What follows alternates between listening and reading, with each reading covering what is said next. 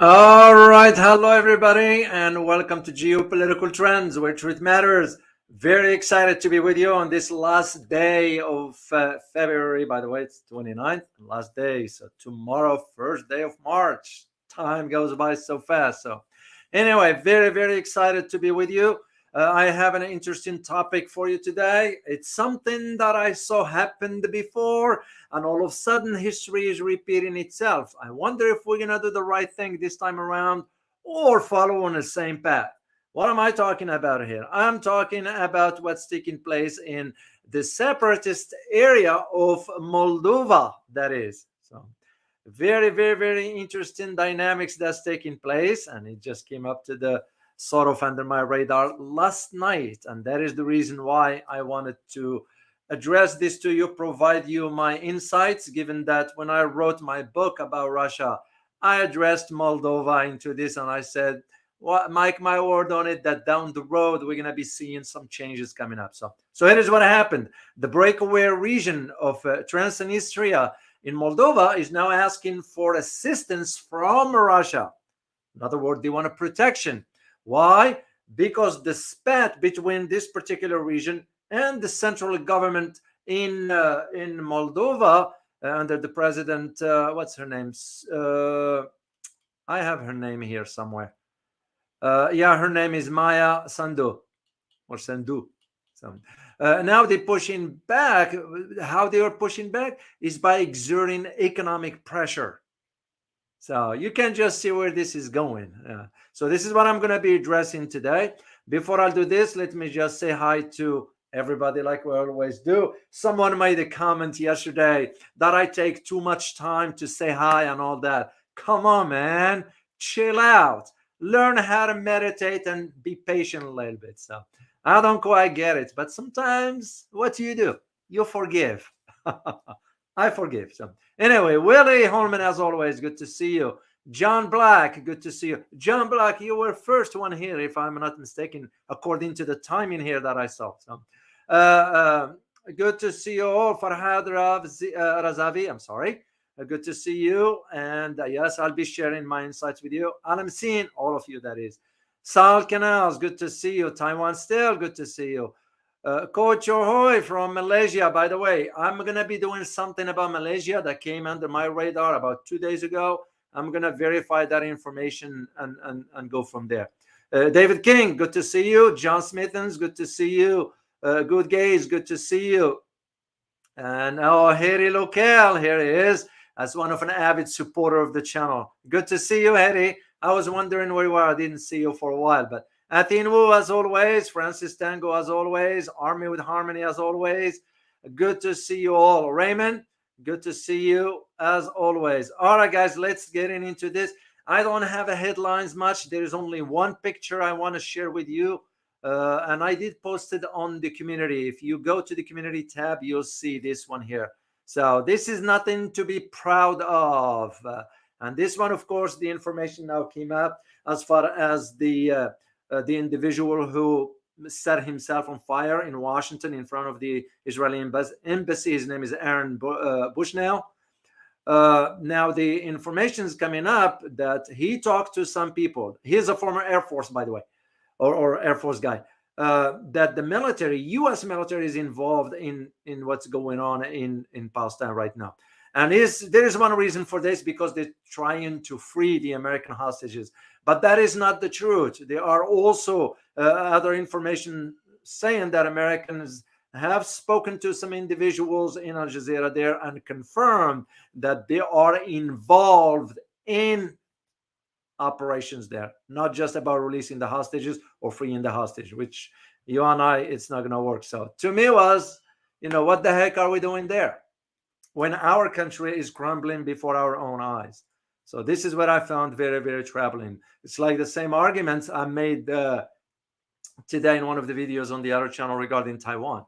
Why the heck are we going all the way to foment more tension in Taiwan when we have our own issues right here at home? So anyway, this now let me get into the topic. Before I'll jump into this, by the way, I haven't decided yet whether I'm going to do the live stream for the community either tomorrow or Saturday.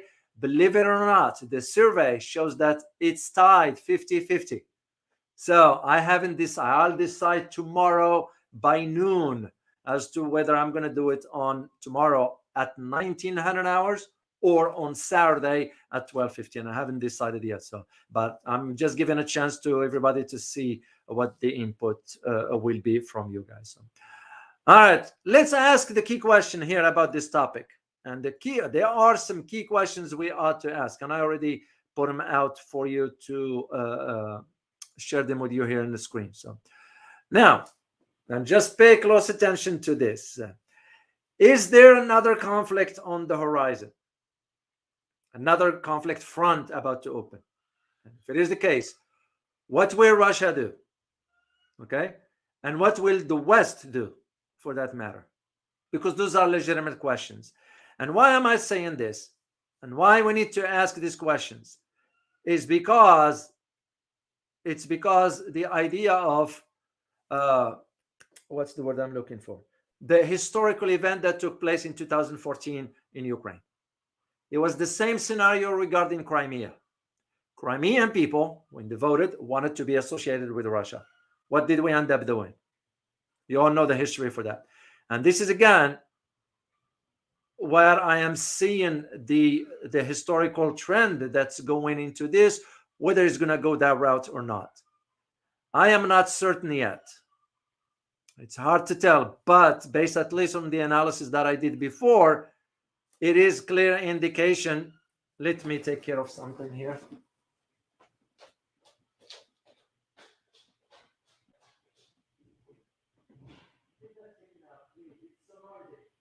I can't talk.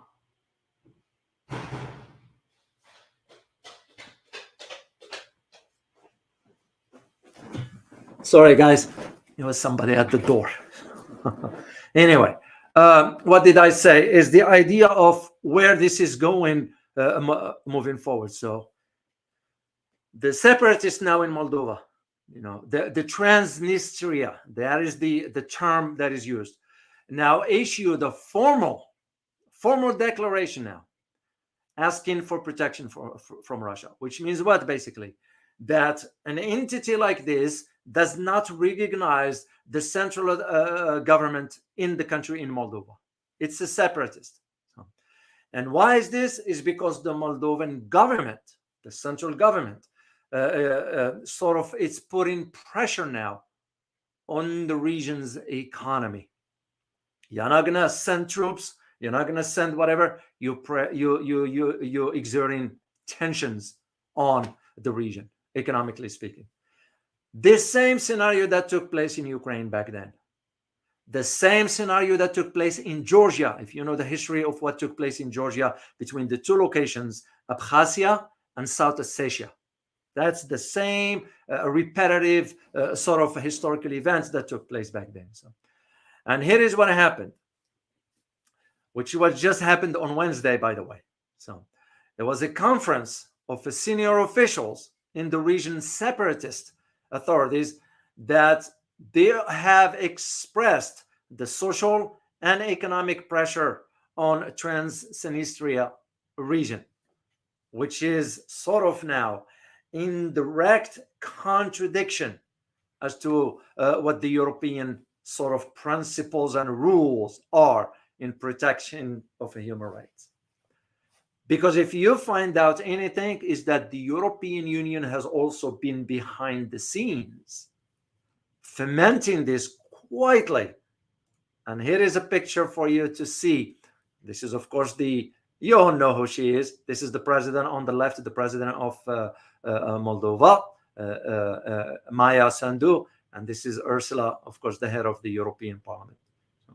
So this is where that problem sort of manifesting itself in a way that I've seen it before in Georgia, I've seen it in Crimea, and now we're seeing it here. So, and this is why I ask the question, is this almost like another Ukraine conflict in the making? Because whatever the case might be, this time around, believe it or not, Russia ain't gonna allow the West to do anything. This is how I see it moving. So And I'm going to delve deeper a little bit more after I talk to you about geography and history. So let's do a little bit of geography about the whole country, for that matter, Moldova. And I'm going to share a link with you, and I'll give a credit to World Atlas. That's where I get the maps here from.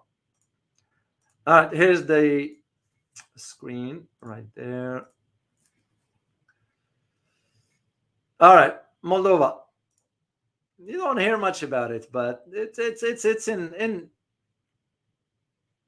sometimes it comes out as to what's taking place in certain regions. So Moldova, as you may know, is a landlocked, very sort of the equivalency of Ukraine, if I may, from inside Kiev and all that area. So landlocked Eastern European country, that is. It is positioned in the northern and eastern hemisphere of the earth. Moldova is situated in the east of the Carpathian Mountains between the Prat and Dniester rivers.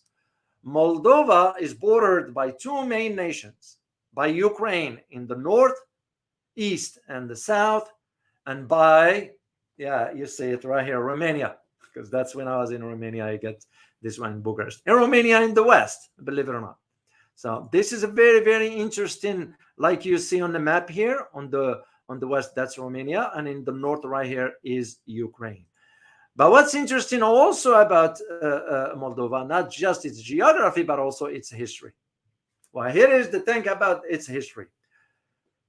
Most of what is known today as Moldova, it was the independent principality of, excuse me, the Principality of Moldavia. Now, just pay attention to the pronunciation. Today's term is Moldova. Historically, is known as Moldavia. So that is the difference. And this was back in the 14th century. In the 16th century, it came under the Ottoman Turkish rule. Russia acquired the Moldavian territory in 1791. And of course, more territories in 1812. But it was around the same time, 1812, when Turkey gave up the province of Bessarabia, the area between the Prat and Dniester rivers. Okay, it gave up this territory to Russia back then, the Russian Empire. So, and under the Treaty of the Bucharest, because it was a treaty signed between the Ottoman Empire at the time and the Russian Empire back then, under the Treaty of Bucharest. Turkey held the rest of the Moldavia, but it was passed on to Romania in 1918. However, during that time, Russia did not recognize the cession of this territory. They didn't recognize it as sort of an independent. Fast forward to 1924, the USSR established Moldavia as an autonomous Soviet Socialist Republic. And as a result of the Soviet-German Non-Aggression Pact in 1939, Romania was forced to cede all the Bessarabian to the Soviet Union in 1940. The Soviets merged the Moldavia ASSR with the Romanian-speaking districts of Bessarabia. The reason why is to form Moldavian Soviet Socialist Republic. And during World War II, Romania joined Germany in the attack on the Soviet Union and reconquered Bessarabia. But Soviet troops retook the territory in 1944 and reestablished the Moldavia SSR. So for many years, Romania and the USSR disputed each other's territorial claim over Bessarabia following the aborted coup against the Soviet president Mikhail Gorbachev. In that time, Moldavia proclaimed its independence in September 1991 and changed its name to the Romanian spelling of Moldova. That's how the term came to be, and I need you to understand the importance of it. So, this is the map here. As you, let me exit this one here. Now, there's one thing I found very, very interesting about the history of this part of the world. There one particular one that I'm not going to get into the area and the governments and so forth. It has to do with two things: language and ethnicity. So on a language or languages, that is, just check out these percentages. Moldovan, 58%, which is the official language, virtually the same as the Romanian language. Then you have the Romanian language of 16.4%. This is within Moldova, the speaking languages. A Russian language, 16%. Ukrainian language, 3.8%. Kagazo, 3.1%, or a Turkish language, that is. Then Bulgarian, 1.1%, and others 0.3%. That's what I found very, very interesting. The same arguments can be made about ethnicities, or the ethnicity race. You have Moldovians about 75%, you have Ukrainian 8%, Russian 5.9%, Gagos, or the Turkish, that is, 4.4%, Romanian 2.2%, Bulgarian 1.9%, and others are about 1%. That's, I find very, very, very interesting how the language part is, and the ethnicities, that is, form what the country is today. So let's get into our topic here. Now, to understand where this is headed, let me share a picture with you. So for you to see, because we need to show this image here.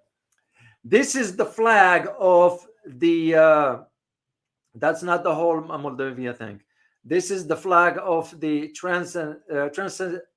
I can't even speak. The Transnistria. That's the flag for that.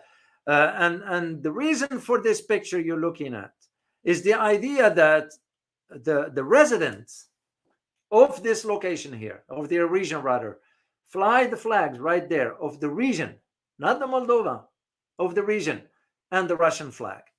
It was almost similar arguments that was made back in Ukraine when the Crimea, as I mentioned, wanted to secede from the rest of Ukraine.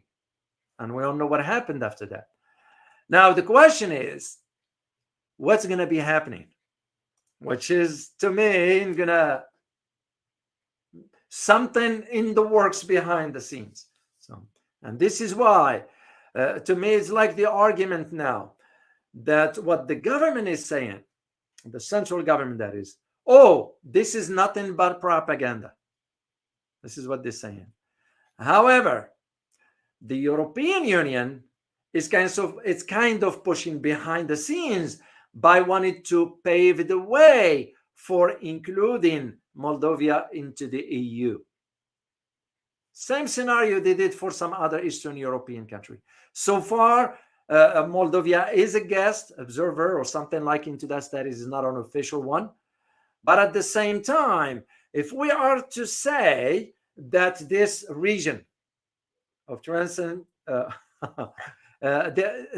region of Transnistria wanted to be independent, so if the EU will respect the wishful desire of this ethnic group to be independent, it's their country, it's their region. They wanted to be affiliated with Russia rather than the pro-Western Moldovan government. And this, I feel, is the same approach the European Union did with Hungary.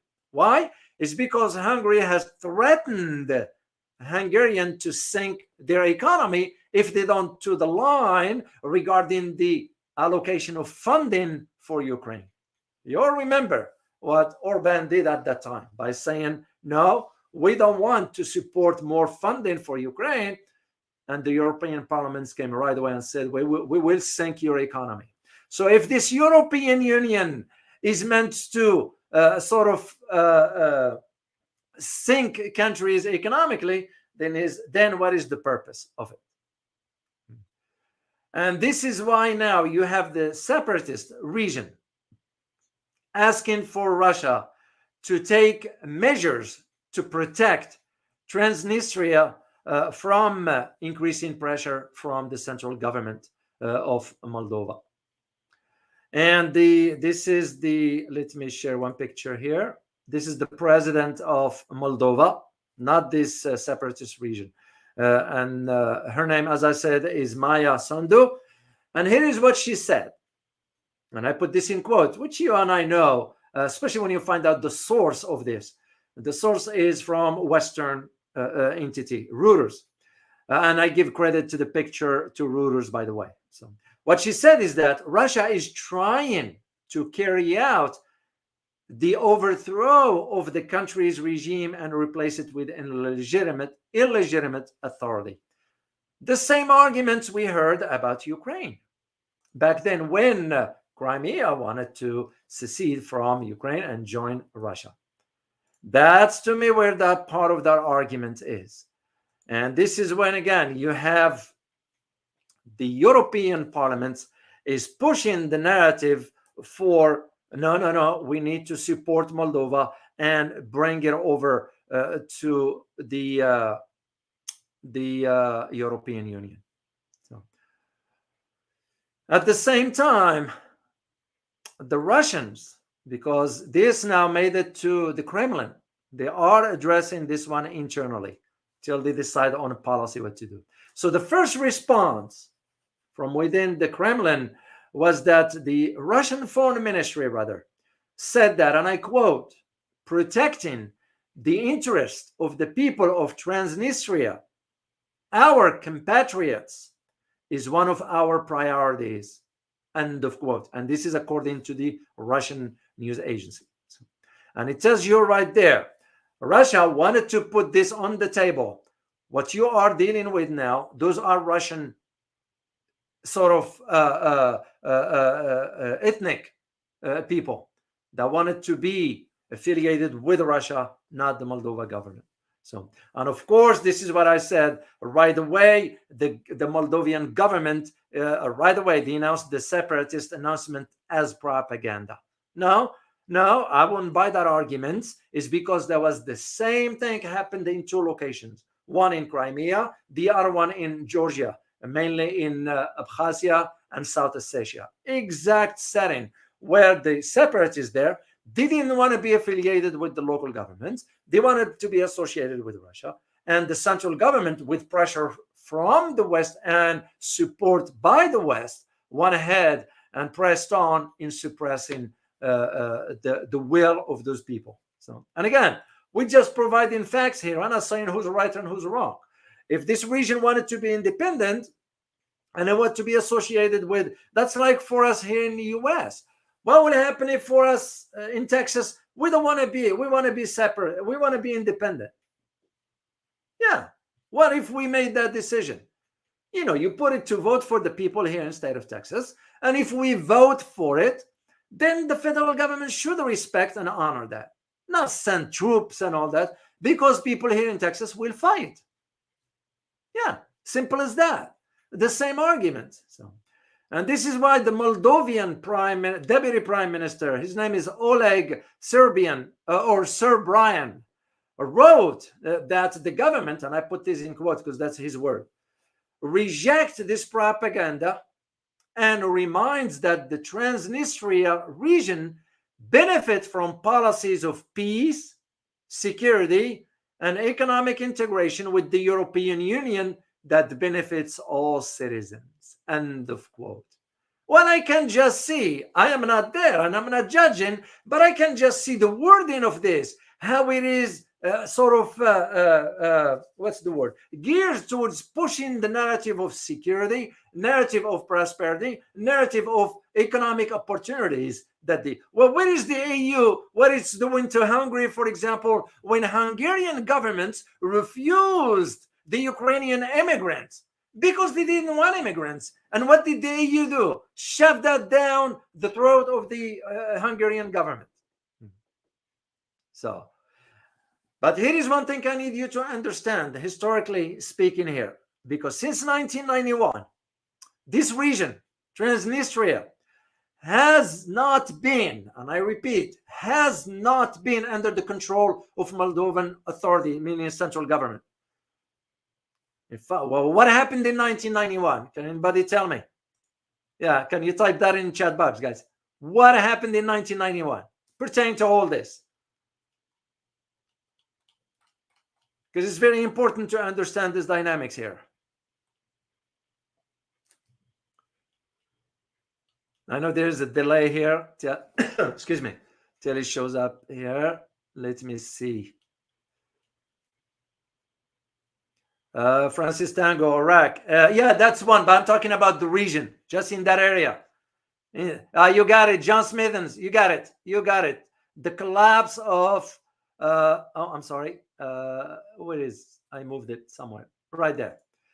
John Smithens. You're right. The collapse of the Soviet Union. And that's exactly from that point forward, this region wanted to not be under the control of the central government in Moldova. And it was ruled all this time by the separatists, which are, as I mentioned earlier, inclined and wanted to be united with Russia. And again, the same scenario that took place in Crimea is the same scenario that takes place in Georgia with Abkhazia and South Ossetia. And of course, this region, because mind you, this region, most of the Western world didn't recognize it, because this territory borders, if you go back to, let me just take you back to that map, just to show the the border with this one here, because it's important to understand this one here.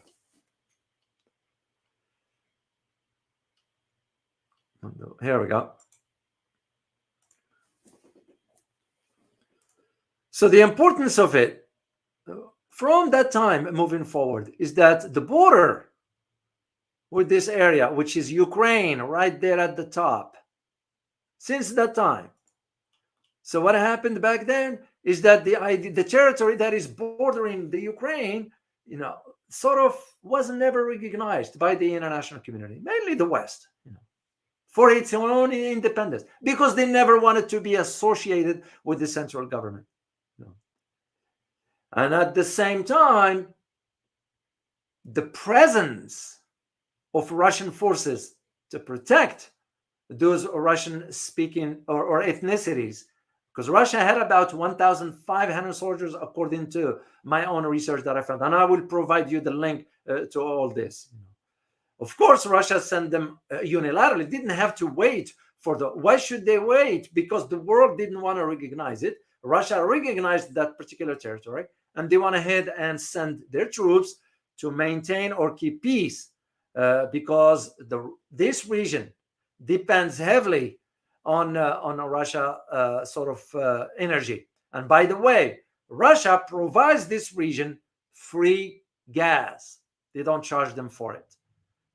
This is what's important about all this one. Now, this is where you have the president of Moldova. I'm going to share the picture back here. The president of Moldova now, which, by the way, you need to know a little background about her. She's been like in many posts within the government as an education minister. She came to power in December 2020, and she was also the founder, or she is the founder and a former leader of the Party of Action and Solidarity. Interesting word for that. So, as I said, she served as a former prime minister from, I think, from June 8th, 2019 to about November, only a few months, And when the government collapsed after a vote of no confidence, Sandu was the Minister of Education at that time, from 2012 to about 15 and so forth. So, my point in all this is that the idea that the European Union saw an opportunity, and the same thing happened with Ukraine. They're pushing towards this one as far as ensuring that, no, we're not going to allow this. Well, wait a minute. Who are you to decide? If this region wanted to be independent from the rest of Moldova, then let them be. Same for us, like I give the example. What if we wanted to be independent from the rest of the United States? Shouldn't we have that right? There is the what we call is the here in the United States, that the states have their own constitutions separate from that of the national government. The separate powers. What if we realize that the policies coming from the central government are not to our benefit?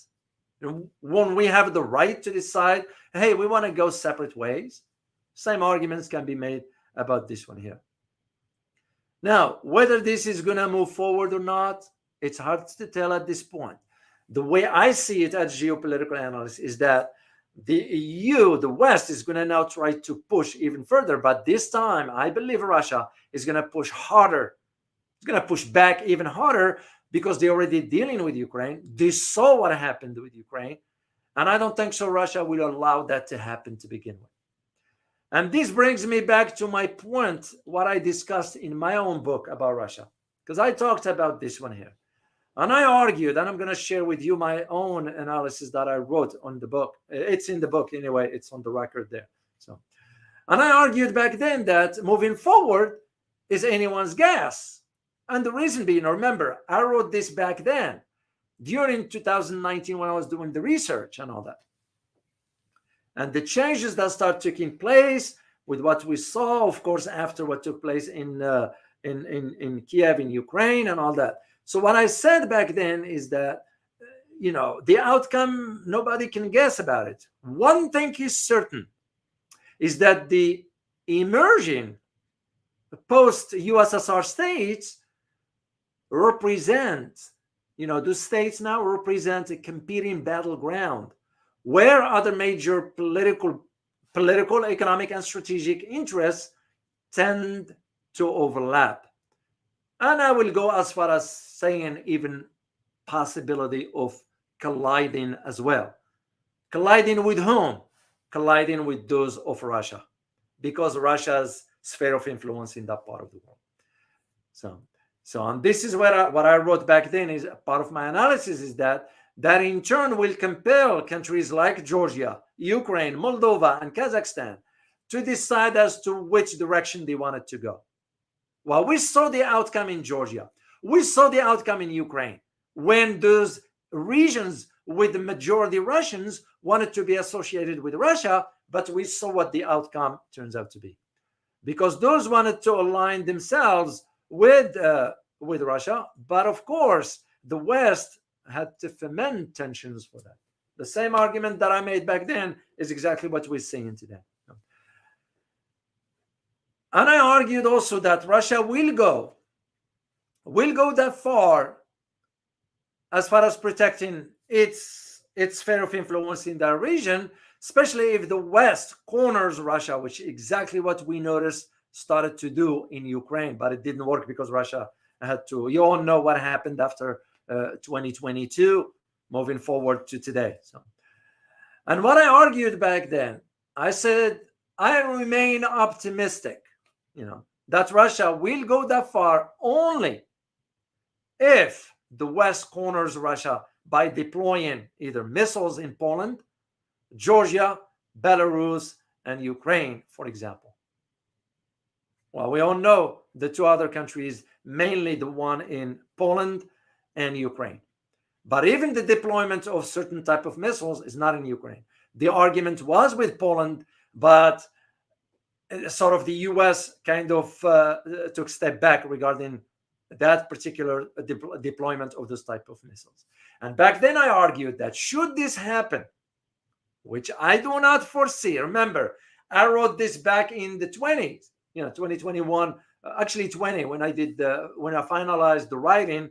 Then it took me a few months to go over once again to ensure the update the information and so forth before I send it to the publisher. So I said, should that happen, which I do not foresee at that time of this writing, that was back then, Russia will sort of challenge the status quo in those particular regions. And this is exactly what we saw in Georgia. Russia didn't wait, because what we were telling Mikhail Saakashvili, the former president of Georgia. Oh, just go ahead and fight the Russians. We will support you. Okay? But the moment Saakashvili at that time sent his troops to South Ossetia and Abkhazia, Russia sent its own troops, encircled the whole thing, and took over within a week and a half to 2 weeks. Why? Because the moment the first shot was fired, Saakashvili at that time reached out to NATO. Hey guys, are you coming to help me out? The answer was, you must be out of your mind for us to be fighting a nuclear Russia.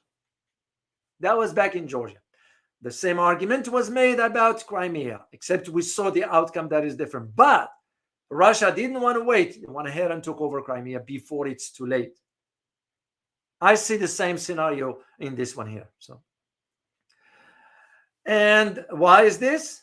Because Russia has various tools at its disposal, including military action, to ensure that nothing happens again. And the important aspect to understand of this is that given this ever-changing, the geopolitical dynamics in the region and around the world for that matter, my understanding is that Washington and Brussels should not be too confident, of their ability to coexist with Russia in Eurasia, assuming that Russia will cooperate and together sing Kumbaya. That is a wishful thinking. I've argued this way from before. And now only to find out that sort of my prediction turns out to be accurate. I'm not bragging here. It's just a matter of analyzing things objectively and rationally to see where things are headed. And that's exactly what turns out to be. And because back then I argued that the changes coming up to the geopolitical landscape is going to turn things upside down. This is exactly what we are witnessing right now. And of course, what made this even more troubling, especially for the West now, is that in the aftermath of both Russia and the US suspending the Intermediate Range Nuclear Force Treaty, known as the INF Treaty. Why is this important, you may ask? Well, it's important for one particular reason. One reason is that now Russia will develop the new generation of medium-range nuclear missiles. Why medium-range? Location. Doesn't have to deploy the ICBMs, of course, the intercontinental. Those ones will be medium-range.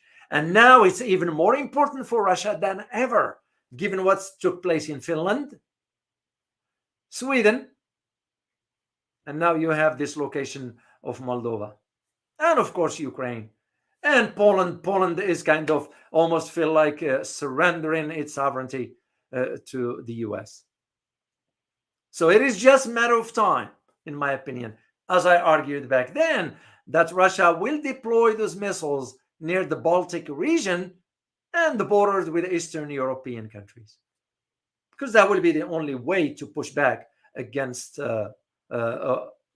against what's going on with the European Union pushing forward and pushing the. Here is the thing, guys. Here is what I want you to understand. NATO ain't gonna be fighting on the ground. They're gonna let the country, whatever the conflict is. The same argument I've made over and over and over regarding Taiwan. Even though you and I know there will be no war between the US and China. That will be the end. We know this.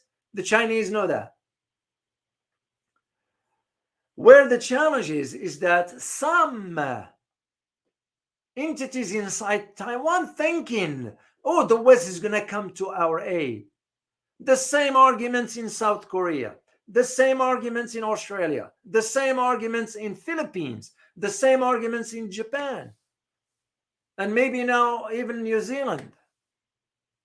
We ain't going to go there. We're going to let the host country, whatever the conflict is, have its own troops in front line. We won't. And even if we go, hypothetically, it won't be US soldiers. We will be maybe behind. But what you're going to put in front is the member alliance countries' soldiers. Bring in soldiers from Greece. Bring in soldiers from Hungary. Bring in soldiers from whatever. NATO members, but the US won't be there. This is why, just FYI, why the commander of NATO is always a US military individual, will never be European. Because this is a done deal. It's been in the works for decades. The head of the military alliance, I'm not talking about the Secretary General, I'm talking about the military force, is always a 4-star US general. That's just the norm for that. And this is where I see that challenge moving forward into now, all of a sudden we're seeing this issue of Moldova coming up to the surface. It's not going to bode well for the central government of Moldova, because the European Union is saying, well, we will help you, we will provide assistance, we will do this, do that. No, European Union, we all see now what's going on in Europe, economically speaking. So I just don't see them how they're going to make that. Even Hungary, I was like very surprised as to why Viktor Orban, that is, sort of back down. What, I don't know. I'm not judging him. All I'm saying is just sharing an opinion, no more, no less. Maybe he's not in position to withdraw from the EU. What do you guys think?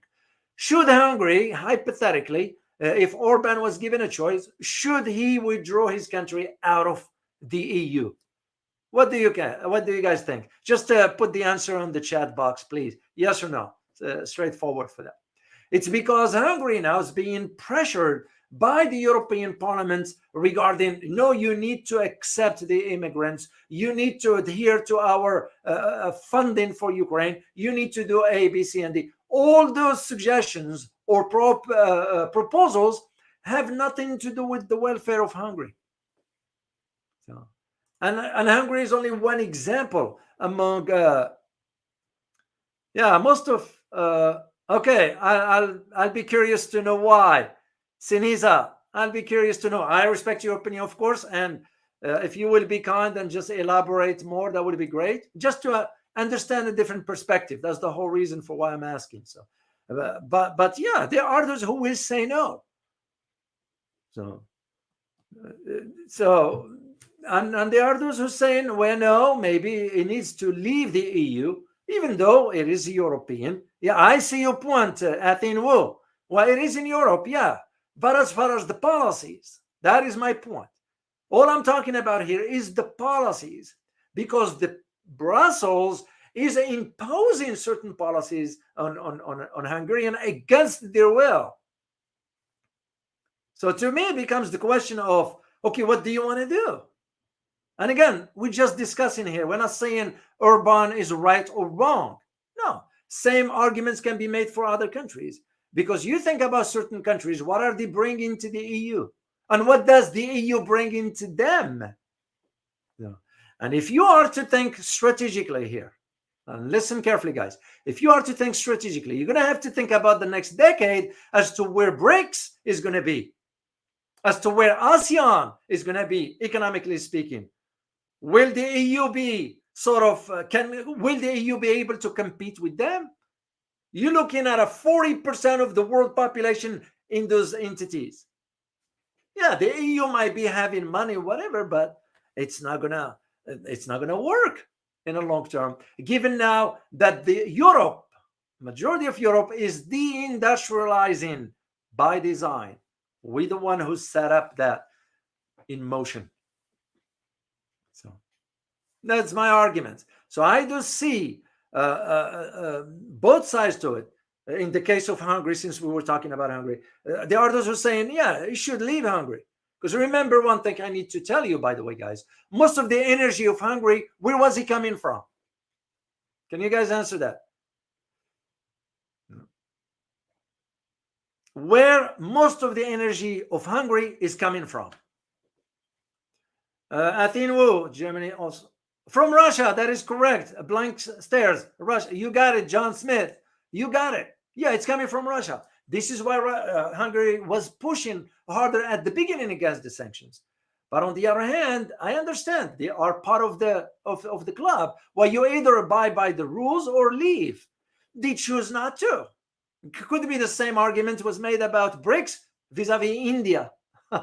It's part of it. You either leave or not. I'm just presenting the argument on both sides here. I want to go back to Athenu's point, which is logic. I see the argument. Yes, David, I know your idea, but the reality is hard. Many in Germany also want to leave the EU, but for the moment, no, EU is losing its meaning, sadly. That is true.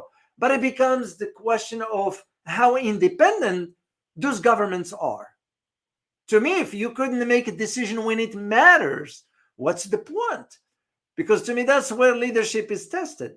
Here is now the hard facts on the ground is that the economy of Europe, most European countries, is going down by design. We'll take the example of Germany, like you mentioned, Athena. We'll take that example. Germany is shutting down factories because they can afford the cost of the energy. So it becomes, is the government in Germany, and again, I am just sharing opinion here. I am not judging the German government. I'm not a German. It's their government, they can do. Same arguments that could be made about some other stuff like I shared last time, about some topics or whatever. And when I say, well, it's the country's decision, and some misunderstood that. No, I'm not judging anybody. I'm just sharing opinions. So the Germans will have to decide, German government in that case. But when you have a government that is incompetent, and we all know how it is in Germany, we all know how it is in France, we all know how it is in the UK, and now you're gonna have to add Italy to the mix, you're gonna have to add Sweden to the mix, you're gonna have to add Finland, Greece, Romania, you name it, you got the idea, Poland and all that. It's their country, they have to decide whatever they want. All I'm saying here, guys, is the idea of that, what's taking place in Moldova now. And by the way, it's not covered much here in the West. That information, I didn't get it here in the West. Is the idea now, will the European Union, on behalf of the US, push even harder? Or will the Russians move faster, deploy their troops, take care of the region the same way they did with Crimea? What do you guys think? Because it ain't easy. And this is what I said about a very shrewd and strategic leadership. You have to think down the road, far, far ahead. This is one thing the West didn't think through. We're going to agitate this country or that country without thinking about the consequences. I give you the example of the sanctions on Russia, which end up backfiring. We all know. The same arguments I can make about, for example, antagonizing China for us. Why? And how that may backfire on us, not on China. So this is my point in all this. And the whole idea of it is to understand this is the landscape on which geopolitical dynamics tends to evolve based, again, on what is happening. So this is where the challenge is. And I don't claim to have an answer to this. You know, what I did was when I did my when I wrote my Russia book, I argued these particular points down the road. So, and this is what I said. Countries like Georgia, like Ukraine, like Moldova, like Kazakhstan, will have to really think hard as to where they want to. I'm not saying they should be scared of this or scared of that. All I'm saying is they need to think hard as to where their economic prosperity is going to lie with, where the new geopolitical landscape is going to take them to, where the trajectory of international relations is headed. You know, in those countries, being the proximity within Eurasia, makes perfect sense for them to think. But apparently, in the case of Ukraine, it didn't. Because look who ended up leading a country, a comedian that is not qualified for a position of a president. Being a president, it's no easy task. You know, not everybody can perform to that task. Look just what we have here in this country. So, or look at the Europeans. That's my point. That is what I wanted to highlight to you as far as where I see this going. Okay, another front will be created. It won't be smart at this time, because on both ends, from the West end and from Russia's end, from the West end, if they created this front again, it's going to become clear that we don't care about the right of individuals to choose which system they want to be part of, whatever. We just after creating more tensions. If Russia went in, it's going to create issues for itself that now, instead of dealing with one front, they're going to be dealing with two.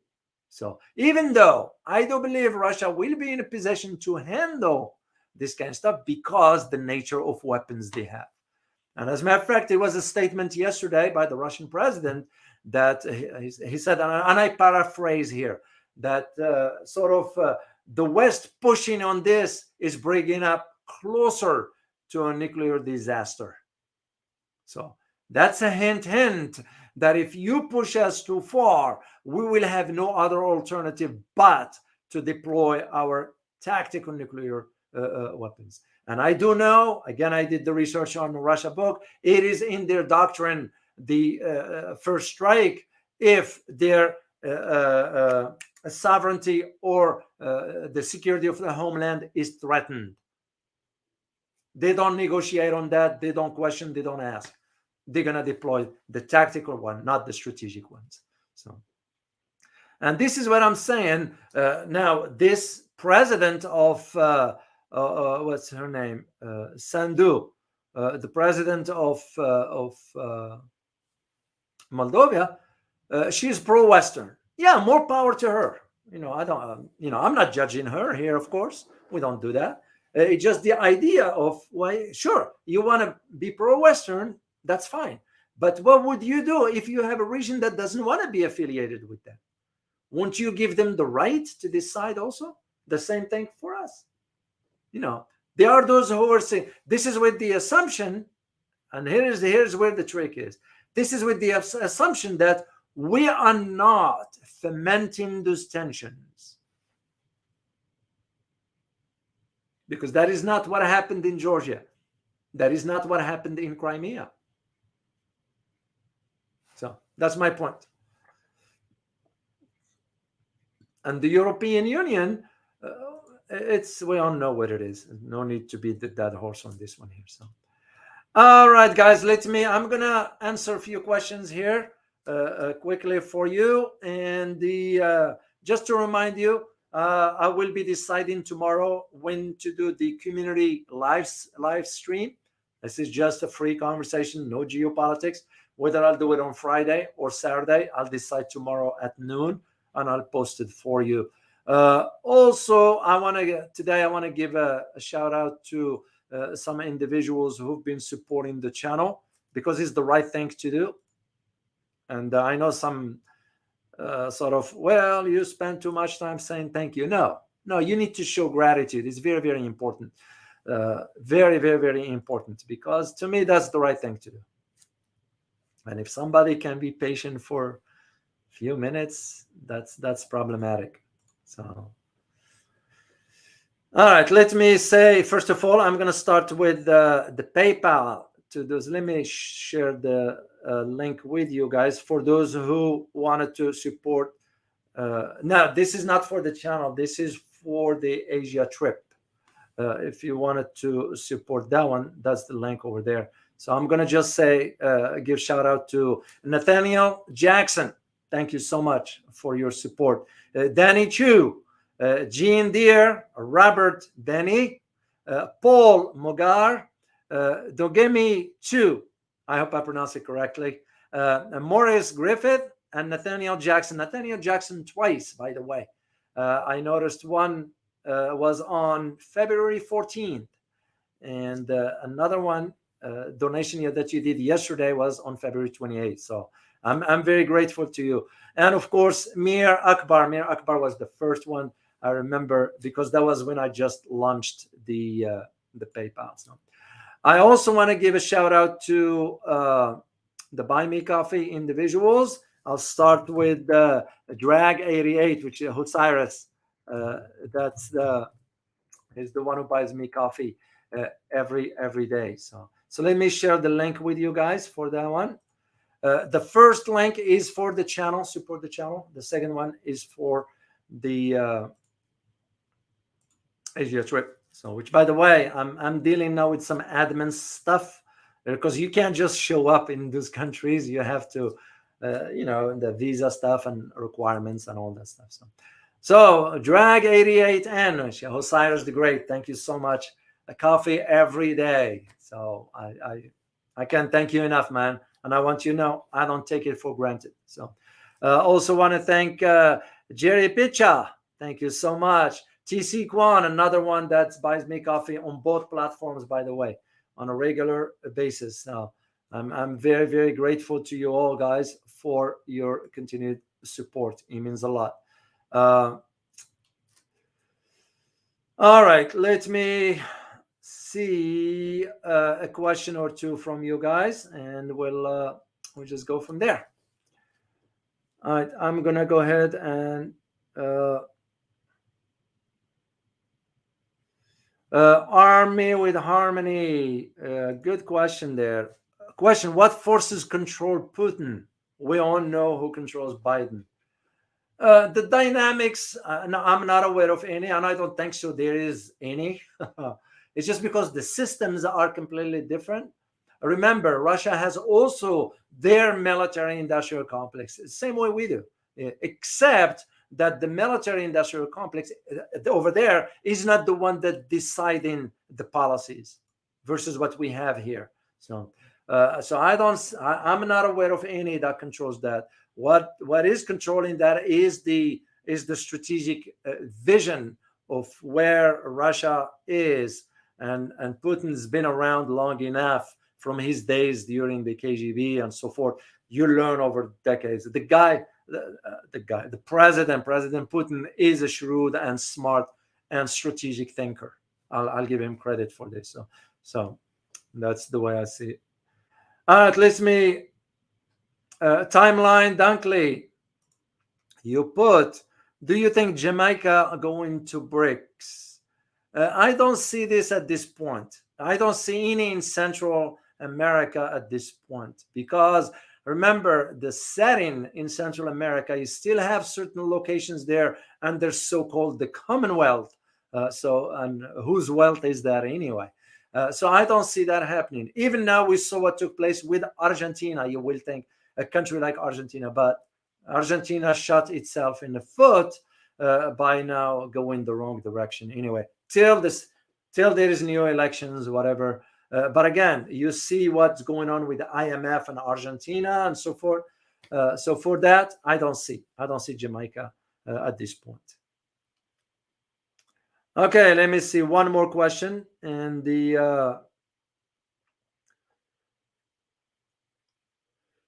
let me see. YT question: with all the chaos happening around the world, do you see a world war happening within your lifetime?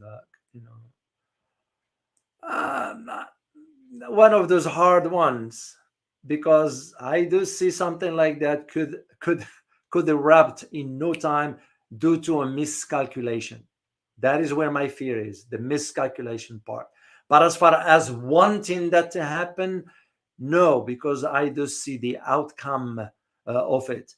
And remember, there might be some other forces outside this world that could intervene. Maybe we'll have this conversation during the live stream, but no, I don't see that. I will only see it if we corner, in one case, if we corner Russia or we push Taiwan into independence, because China will react to that. And if China reacts, then we're gonna become like are we just talkers or are we doers? We said we're gonna come to defend of Taiwan, and here it is now. But we all know what the outcome is going to be. So the short answer is no. I hope not. I wish for peace, of course, but again, you never know. My fear is always miscalculation. That's where my fear is, and I am very concerned on that.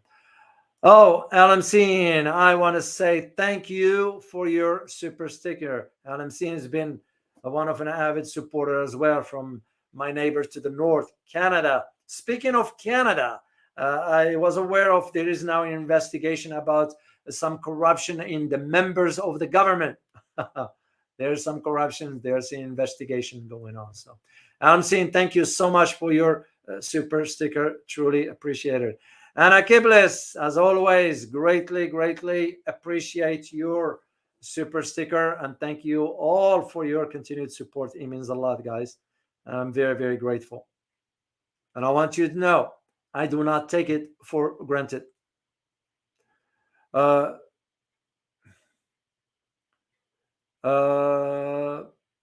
that's all. I don't see any other questions here. Okay, guys, I shall see you either on Friday or Saturday. Be on the lookout on the community tab. I will post when the decision is regarding whether Friday or Saturday. I am preparing some interviews. I'm still waiting to hear from the individuals. One of them is Ben Norton. You guys been asking for him. I sent him an email. I haven't received a response yet. I'm glad you guys enjoyed my conversation with Carl Za. I intend to bring him back. Same thing with Dr. Wilmer Leon. I will bring him back in due time.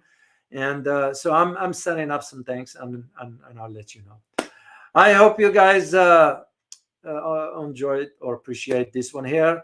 And we learned something, all of us here. And I look forward to seeing you next time. Remember, by the way, to join me for the locals. I'll be there in about 1 hour from now. So, as always, remember, geopolitics impact your daily life in more ways than one. Till next time, guys. Bye-bye.